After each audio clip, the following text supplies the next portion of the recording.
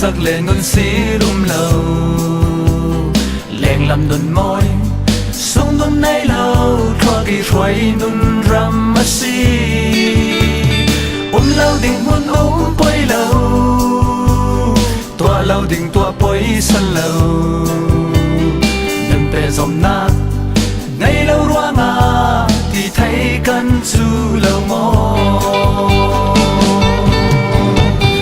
thu yên tan mi vai bờ lệ khát ra trong đạc lâu chung e vạn lâm thu rèl mi cắn thấy chiam thấy xí lâu sân longin thấy lâu vì sim card login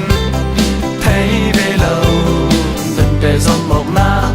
đấy lo mà gần đừng na par môi xin đi zoom na ngày mi tắm đi zoom na nun in nung lâu vì mai đủ gió nghi căn đông rua ngà chôm thấy xí lâu người đang phê lâu nạc thấy chia mi vai phê lâu nạc thấy chiêm lâu đừng về dòng nạc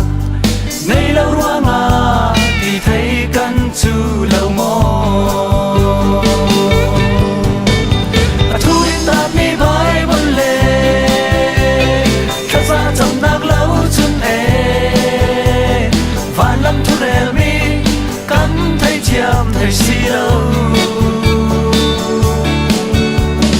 hết sân login thấy lâu vì sim card login thấy về lâu đừng để dòng mộng na đấy lo mà cần đừng na par môi xin đi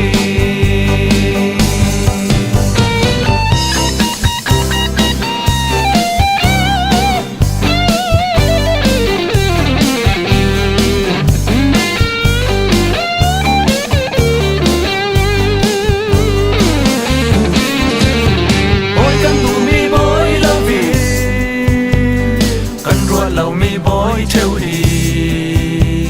dùng nạc giang căn xiên lâu roa ngà ruột để lâu mò nương ram thu tuân tuôn buồn na tuân lâu lệ ninh dạ lâu đinh ninh giấc khờ đừng về dòng nạc nay lâu roa ngà thì thấy căn chu lâu mò